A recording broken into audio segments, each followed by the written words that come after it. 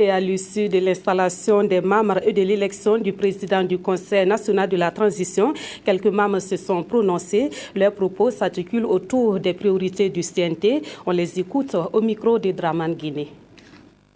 Le défi majeur, c'est d'abord travailler pour que les aspirations du peuple qui est sorti lors de cette insurrection soient respectées dans son ensemble.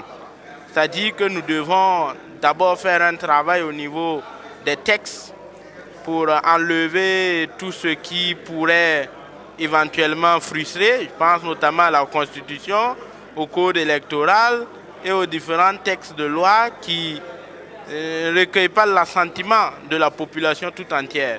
Mais aussi, il ne faut pas se limiter aux textes, mais il faut faire des propositions de loi qui puissent apporter un changement au vécu quotidien de tous les Burkinabés. Nous allons nous battre pour pouvoir adopter des textes de loi, et en tout cas qui vont dans le sens donc, du bien-être de tous les Burkinabés. C'est un défi pour nous. Nous venons donc d'élire notre président, Chérif Sy.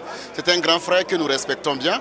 Nous pensons que nous allons prendre les meilleures décisions pour faire en sorte que le Burkina puisse en tout cas repartir sur de très bons chemins.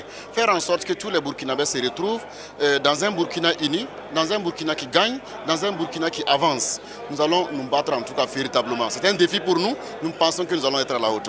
Au niveau du CNT, c'est l'aboutissement de l'élection présidentielle de 2015, qu'elle soit véritablement libre, démocratique, acceptée de tous. Je crois que c'est le défi majeur. Mais maintenant, avant d'atteindre ce défi, certainement, il y a beaucoup de choses qu'on doit mettre ensemble pour qu'on puisse atteindre ce résultat. Notamment, je venais de parler, par exemple, de la RSP. Il y a nos compatriotes, par exemple, de l'étranger, par exemple, qu'on avait recensé. On sait dans quelles conditions, par exemple, ces gens avaient été recensés à l'époque à travers nos différentes ambassades et consulats dans le monde entier. Donc, je pense que ça, c'est des choses qu'on doit revoir. Et au niveau, par exemple, du Conseil constitutionnel, on peut revoir certaines choses. Au niveau même de la CENI, il faut revoir certaines choses. Et il y a beaucoup d'autres choses à revoir. Mais maintenant, tout restera défini en fonction des priorités du moment.